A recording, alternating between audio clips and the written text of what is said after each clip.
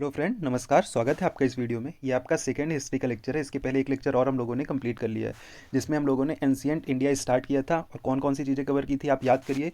सबसे पहले हम लोगों ने स्टोन एज से स्टार्ट किया था। स्टोन एज के बाद फिर आर्य पढ़ा था, कौन कौन से ग्रंथ, कौन कौन सी चीज़ें वहाँ पे इंपॉर्टेंट थी, पुराण। और फिर हम लोगों ने पढ़ा था आपका हड़प्पा सभ्यता पढ़ा था। उसमें जितनी भी हड़प्पा सभ्यता या इंदस वैली सिविलाइजेशन के अंदर जितनी भी साइड है उसके बारे में इंपॉर्टेंट चीज़ें पढ़ी थी।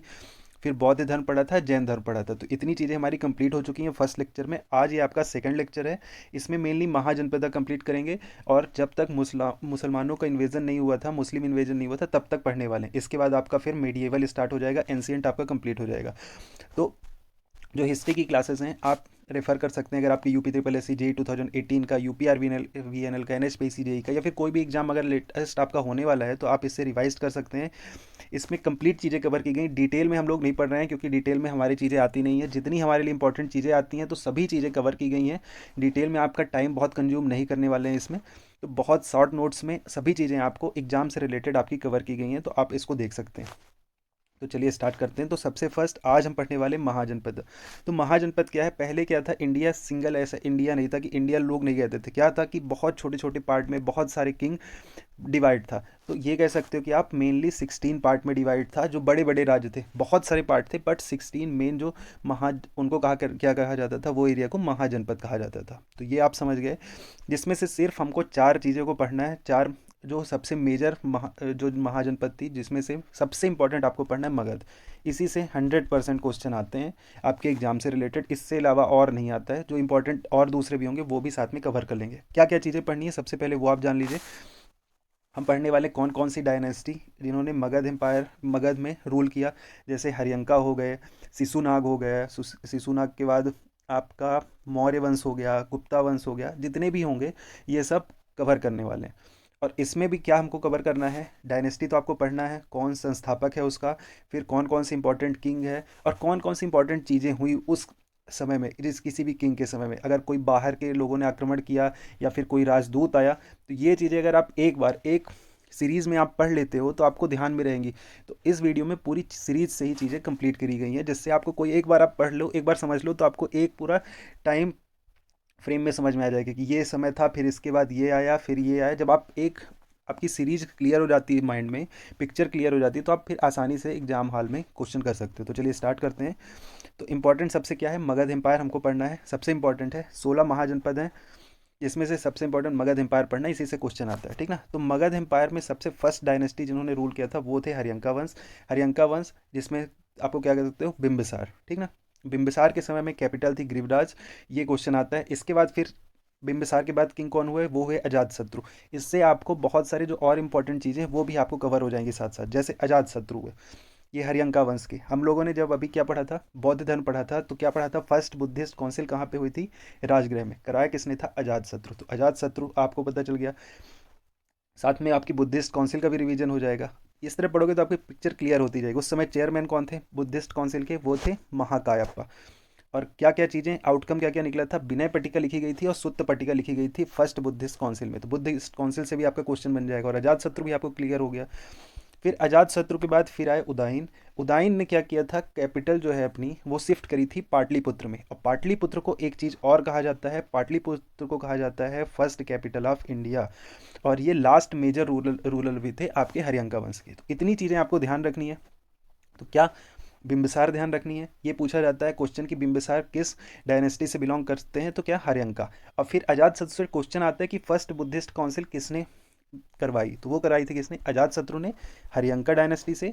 और ये विनय पट्टिका सुत्त पट्टिका लिखी गई। तो ये आपके क्वेश्चन आपके क्लियर हो गए। अब आते हैं सेकेंड डायनेस्टी। अब एक डायनेस्टी खत्म होगी तो कोई भी हो सकता है कि या फिर उसके सेनापति राजा को मार के अपना राज्य चालू कर दें, या फिर कुछ भी कोई भी दूसरा सिनेरियो हो सकता है। अब दूसरी डायनेस्टी स्टार्ट होती है आपकी हरियंका के बाद। हरियंका के बाद आते हैं शिशुनाग वंश। शिशुनाग वंश की स्थापना किसने की? शिशुनाग ने की, ठीक। और शिशुनाग क्या थे? ये वाइस राय थे काशी के, हरियंका वंश में किंग बनने के पहले मगध के। काशी के वाइस राय थे, वहाँ पे मर्डर कर दिया होगा, कत्ल कर दिया होगा राजा का। उस समय ये सब नॉर्मल चीज़ें थी और फिर बन गए ये किंग मगध के। अब आते हैं सेकेंड किंग। जो इंपॉर्टेंट होगा मैं बताता जाऊंगा, तो आप नोट्स कर सकते हो इसको। फिर आते हैं कालासोक। कालासोक क्यों इंपॉर्टेंट है? इन्होंने कैपिटल तो शिफ्ट की ही आपकी Pataliputra, plus second Buddhist council का भी आयोजन हुआ कालाशोक में, जो है शिशुनाग वंश से। ये क्वेश्चन आता है, ऐसे क्वेश्चन आया करते हैं। और जो सेकेंड बुद्धिस्ट काउंसिल हुई थी वो कहाँ हुई थी? ये हुई थी वैशाली में। फिर आपके ये हो गए शिशुनाग वंश। शिशुनाग वंश के बाद फिर आता है नागवंश, नंद वंश। तो नंद वंश पहला नान क्षत्रिय डायनेस्टी है जिन्होंने मगध एम्पायर में रूल किया, और उसके संस्थापक कौन है? वो है महापद्म नंद। ठीक। इनको कौन कौन से उपाधि नाम से, किस और नाम से जाना जाता है? सर्व क्षत्रियंका या फिर एकरथ, इस नाम से भी जाना जाता है महापद्म नंद को। तो ये दोनों क्वेश्चन आ भी चुके हैं पहले कि एकरथ नाम से किसे जाना जाता है, तो किसे जाना जाता है? महापद्म नंद को। इसके बाद महापद्य नंद के बाद किंग बनते घनानंद। घनानंद कौन है? वही चाणक्य वाले जिन्होंने, चाणक्य ने का जिन्होंने अपमान किया था। ठीक ना। ये लास्ट रूलर हैं आपके, नंद रूलर हैं। इन्हीं के समय में दो, जो ग्रीक का आपका एलेक्जेंडर, उसी समय इन्वेट किया था नॉर्थ वेस्टर्न इंडिया में। ठीक है। और ग्रीक टेक्स्ट में, जो भी ग्रीक टेक्स्ट हैं उसमें एग्रमीस या जेंडरमेस, ये भी रिफ़र किया जाता है घनानंद को। ठीक।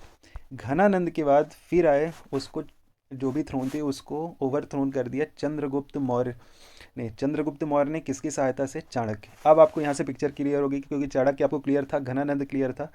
तो ऐसे डायनेस्टी वाइज पढ़ते जाओ, फिर तो आपको चीज़ें क्लियर हो जाएंगी। अब चंद्रगुप्त राजा बन जाएंगे। अब यहाँ से नंद वंश का क्या हो गया? एंड हो गया। अब चंद्रगुप्त मौर्य आ गए राजा, तो यहाँ से क्या हो जाता है? मौर्य वंश की स्थापना हो जाती है। मौर्य से बहुत क्वेश्चन आते हैं, बहुत इंपॉर्टेंट है।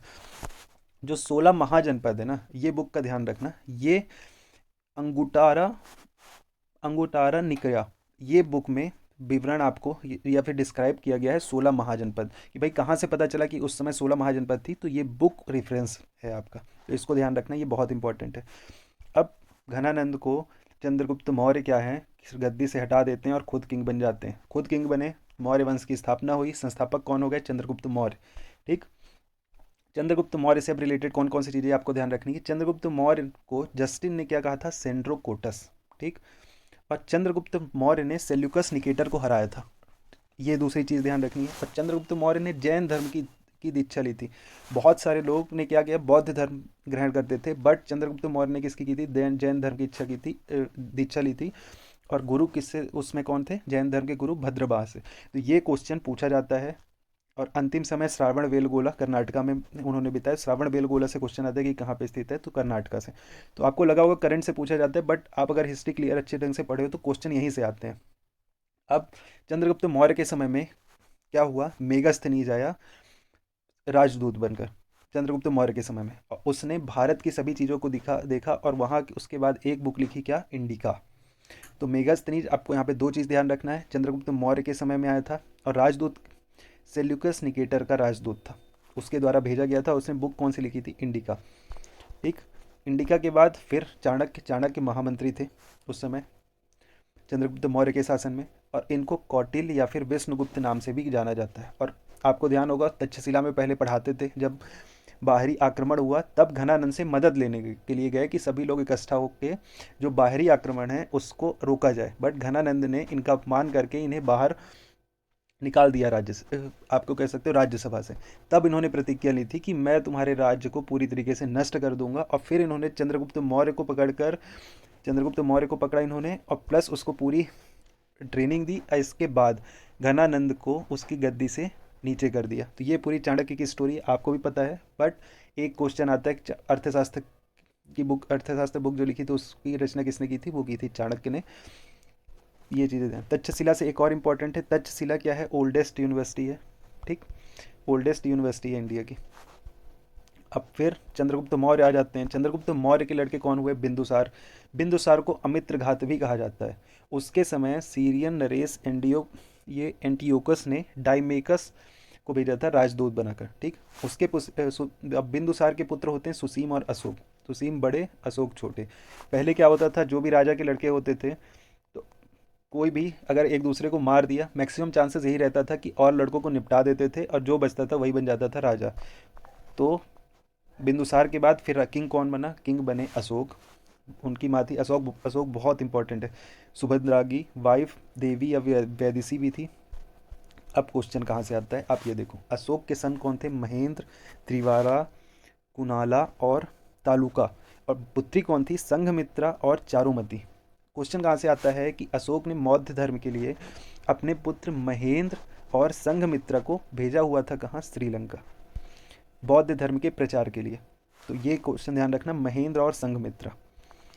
और सबसे पहले शिलालेख, जितने भी शिलालेख आप देखते हो उसका प्रचलन किसने किया? अशोक ने ही स्टार्ट किया था। और जो भी अशोक ने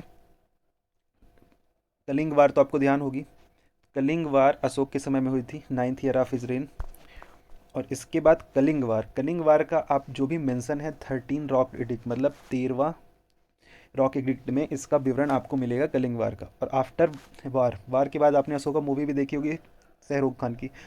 वार के बाद क्या होता है? बौद्ध धर्म ग्रहण कर लेते हैं। बौद्ध धर्म करने के बाद धम्म विजय को अपनाते हैं ओवर दिग्विजय।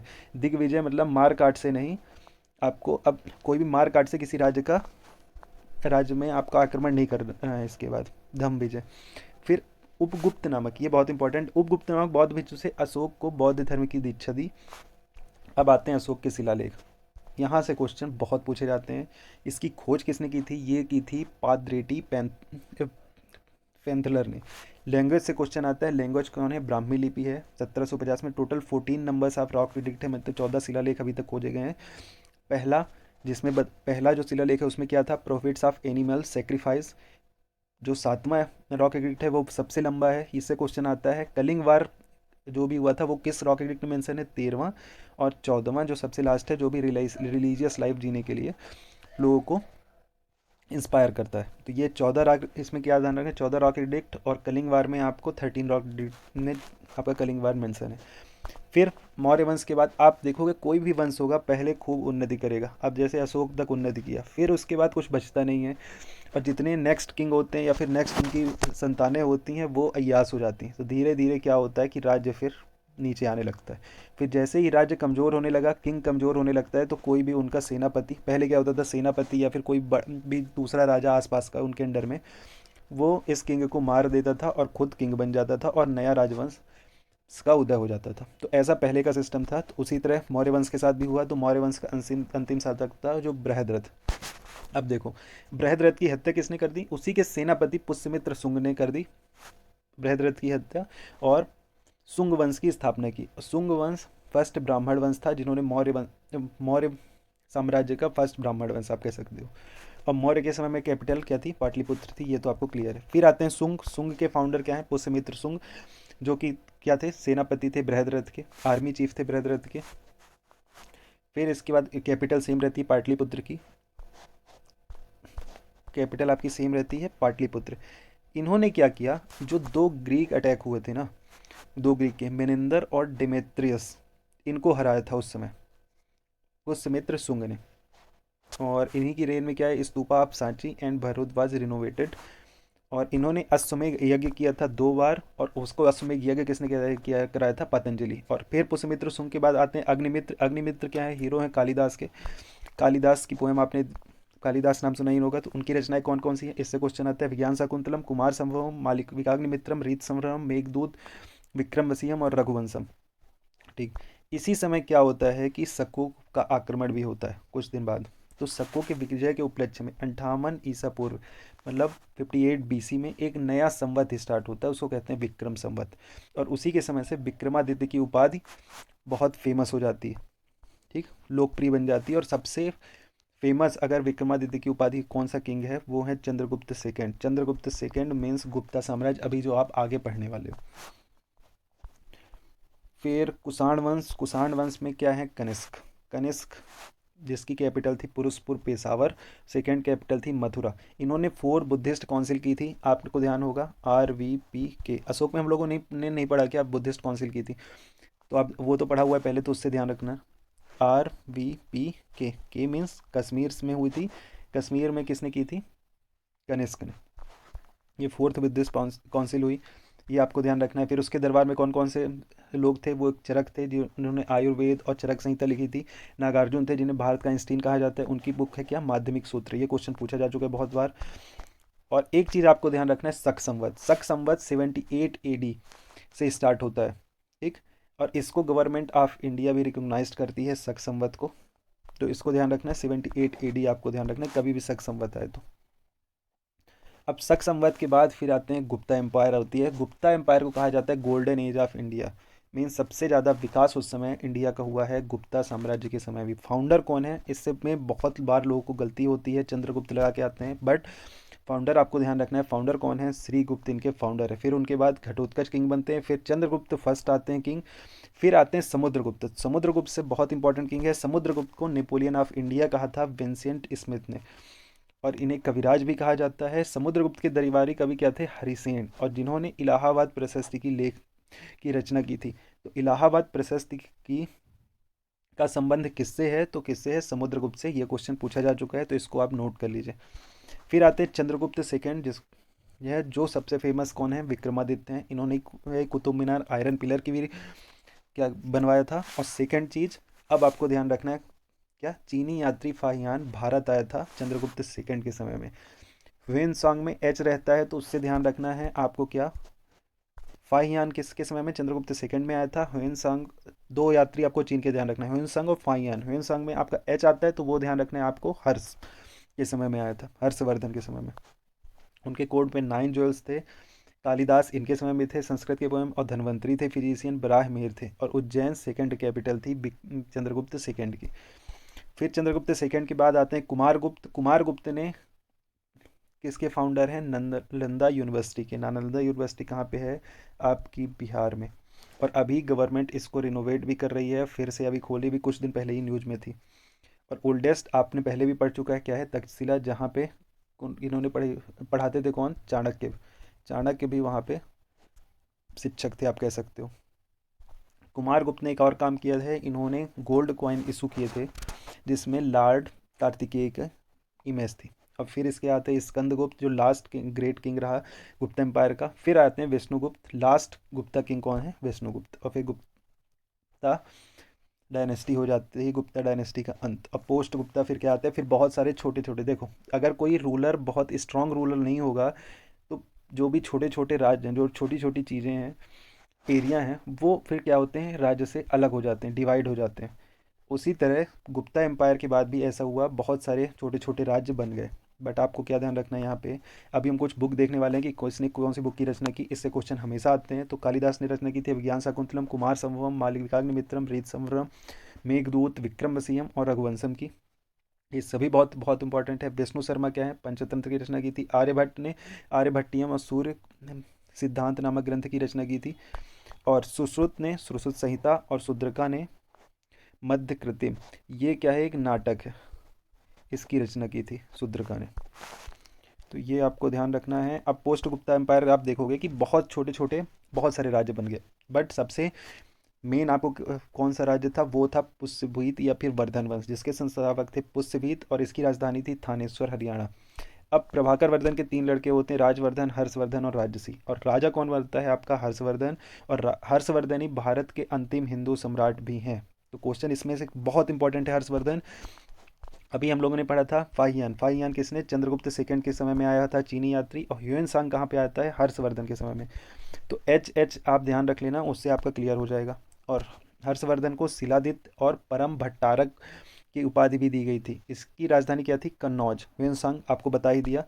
अब हर्षवर्धन के समय में सबसे इंपॉर्टेंट क्या होता है, हर्ष और पुलकेशिन द्वितीय। पुलकेशिन द्वितीय साउथ का किंग है, या फिर चालुक्य बादामी है।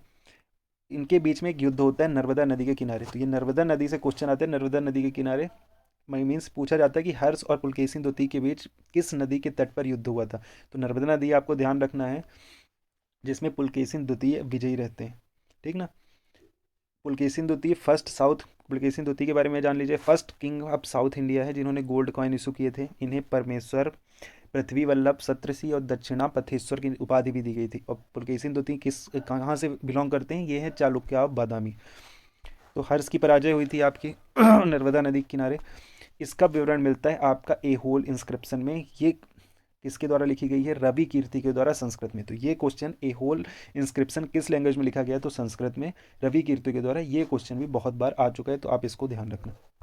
अब हर्ष वर्धन के द्वारा कौन कौन से ग्रंथ लिखे गए हैं, उनके द्वारा लिखा गया है प्रियदर्शिका, रत्नावली, नागानंद, 3 संस्कृत नाटक इनके द्वारा लिखे गए हैं हर्षवर्धन के द्वारा। और हर्षवर्धन के दरबारी कवि कौन थे, बाणभट्ट। बाणभट्ट ने लिखी थी हर्षचरित और कादम्बरी। तो ये दो क्वेश्चन, बाण भट्ट ने हर्षचरित और कादम्बरी लिखी थी, ये क्वेश्चन भी बहुत बार पूछा जा चुका है पहले। अब आते हैं एक फिर बहुत कह सकते हो मेजर सबसे इम्पोर्टेंट एरिया था उस समय, कन्नौज का। तो कन्नौज क्या है, ये गंगेटिक दाओब है। तो यहाँ पे क्या है, यहाँ पे बहुत रिच रिसोर्सेज हैं, और उस समय सबसे बड़ा रिच रिसोर्सेज क्या रहता था, एग्रीकल्चर।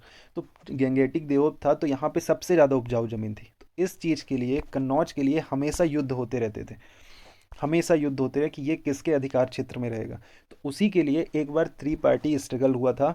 इससे क्वेश्चन आता है कि कौन कौन सी लोगों ने इन्वॉल्व थे उसमें। तो 3 पार्टी में कौन कौन से थे, गुर्जर प्रतिहार वंश था, ठीक, कन्नौ पाल वंश था, अब पाल वंश के बाद राष्ट्रकूट वंश था। तो ये तीनों के बीच में 3 पार्टी स्ट्रगल हुआ था, कहाँ के लिए, कन्नौज के लिए। तो ये आपको ध्यान रखना, ये बहुत ही इंपॉर्टेंट क्वेश्चन है। फिर पाल वंश यही 3 पार्टी स्ट्रगल में था। पाल वंश के फाउंडर आता है तो गोपाल हैं, और उसके बाद फिर जो 3 पार्टी स्ट्रगल में भाग लिए थे वो लिए थे आपके धर्मपाल। तो धर्मपाल से इंपॉर्टेंट कौन कौन सी चीज़ें आपको ध्यान रखनी, इन्होंने विक्रमशिला बिहार इस्टेब्लिश किया था, जो बाद में यूनिवर्सिटी बन गया विक्रमशिला यूनिवर्सिटी, और इन्होंने ही सोमपुर बिहार बिल्ड करवाया था, जो आज के समय में यूनेस्को वर्ल्ड हेरिटेज साइट है। तो धर्मपाल आपको ध्यान रखना है, पाल वंश से, ये 3 पार्टी स्ट्रगल से आपके बिलोंग करते हैं, ठीक। फिर कुछ और किंग देख लीजिए, छोटे छोटे, जैसे छोटे छोटे नहीं, राज्य बड़े बड़े हैं। ये है राष्ट्रकूट वंश। तो राष्ट्रकूट वंश मेनली महाराष्ट्र एरिया में था, ठीक। इनकी कैपिटल थी मान्यकिट। इन्होंने जो सबसे बड़ी चीज़ बनाई वो बनाई थी क्या, एलोरा केव्स। एलोरा केव्स में कितनी गुफाएं, 37 गुफाएं, और ये तीनों रिलीजन से बिलोंग करती है, ये क्वेश्चन पूछा जा चुका है। और दूसरी चीज़ बनाई थी कैलाश टेम्पल केव्स, शंकर जी का मंदिर है, पत्थर को काट के बनाया गया है, कैलाश टेम्पल केव्स, और ये इन्हीं के समय में पारसी इंडिया है। तो दो चीज़ें इस यहाँ पे आपको याद रखनी है कि एलोरा केव्स किसके द्वारा बनाई गई थी, राष्ट्रकूट के द्वारा, और कैलाशनाथ टेम्पल भी राष्ट्रकूट के द्वारा बनाई गई थी। अब इंपॉर्टेंट केव्स देख लेते हैं, इससे क्वेश्चन पूछे जाते हैं। अभी अभी आपने पढ़ा एलोरा केव्स, एलोरा केव्स राष्ट्रकूट के द्वारा बनाई गई, हिंदू, जैन और बुद्ध, ये तीनों धर्म से बिलोंग करती है। फिर आई अजंता केव्स और एलिफेंटा, ये बुद्धिज्म से डिपेंड करती है। और बाघ केव्स, ये क्या है, इन्होंने इसको गुप्ताज ने बनवाया था। एक और चीज़ ध्यान लो, सोर टेम्पल, ये किसने बनाया था, पल्लव वंश के द्वारा बनाई गई थी, पल्लव के द्वारा सोर टेम्पल बनाई गई थी। अभी कुछ दिन पहले नहीं, बहुत दिन पहले, जब चीन के राष्ट्रपति जिनपिंग और मोदी जी आए हुए थे, तो यहीं पे सोर टेम्पल में गए हुए थे। अब आते हैं परमार वंश, middle India means Madhya Pradesh वाले एरिया में आपके परमार वंश था, मेनली भोपाल, भोजपुर, और इनकी राजधानी क्या थी, उज्जैन थी। और सबसे शक्तिशाली राजा कौन था उनका, राजा भोज, ठीक। और इसके बाद चंदेल वंश ध्यान रखना है, एक चंदेल वंश बुंदेलखंड, ये भी मध्य प्रदेश का इलाका है, चंदेल वंश बुंदेलखंड वाला। इसके संस्थापक आपको ध्यान रखना है नुन्नुक, इससे बहुत क्वेश्चन आते हैं। इसकी राजधानी थी खजुराहो। और कंदरिया महादेव मंदिर का निर्माण किसने कराया था, धंगदेव ने, जो किससे बिलोंग करते हैं, चंदेल वंश से। तो क्वेश्चन ऐसे आता है, कंदरिया महादेव का निर्माण किस वंश के द्वारा किया गया था, तो आपको ध्यान रखना है चंदेल वंश के द्वारा, इसके में आपको गलती नहीं करनी। फिर आते हैं धंग, जिन्नाथ, विश्वनाथ और वैद्यनाथ, ये तीनों मंदिर भी चंदेल वंश के द्वारा ही बनाए गए थे। सो ये इंपॉर्टेंट थे। फिर इसके बाद बीच में अभी राजपूत हैं, इस राजपूत हैं, तो राजपूत से आपको इतना ध्यान नहीं रखना है, कोई बहुत इंपॉर्टेंट चीज़ें जो पूछी जाती हैं इसमें आपको पूछी जाती हैं, 1191 तराइन का प्रथम युद्ध, और 1192 पृथ्वीराज चौहान और मोहम्मद गौरी के बीच। बट इसके पहले ही अभी मोहम्मद गजनवी आएगा, ये चीज़ें हम पढ़ेंगे बाद में। और फिर अभी आएगा मोहम्मद गजनवी, तो उसको हम लोगों को पढ़ना है। तो जैसे ही मुस्लिम का इन्वेजन होता है, वहीं से हम क्या है तो मेडिवेवल स्टार्ट कर देते हैं। तो यहाँ से आपका एंशियंट खत्म हो गया है। एंशियंट में इससे ज़्यादा आपके सिलेबस में कुछ नहीं है, यहीं से 100% आपका, अगर ये चीज़ें कवर कर लेते हो तो आपके मैक्सिमम क्वेश्चन कवर हो जाएंगे, आपको दिक्कत नहीं होगी। और नेक्स्ट वीडियो से हम मेडिवेल स्टार्ट करने वाले हैं। तो अगर आपको वीडियो इन्फॉर्मेटिव लगा हो, आपको कोई चीज़ें ऐसी इन्फॉर्मेशन मिल रही जो आपके लिए हेल्पफुल हो, तो must hit the like button. और आप लोग यार देख लेते हो, सब्सक्राइब नहीं करते हो, सब्सक्राइब कर दिया करो, और कमेंट करके ये भी बता दिया करो कि कैसा, कौन सी चीज़ें इम्प्रूवमेंट करने की ज़रूरत है, या फिर कौन सी चीज़ें आपने सही की, वो भी आप बता सकते हैं। बट क्या इम्प्रूवमेंट करने की ज़रूरत है, ये ज़रूर आप कमेंट करके बता दीजिए। Okay, thank you for watching, और अपनी तैयारी करते रहिए।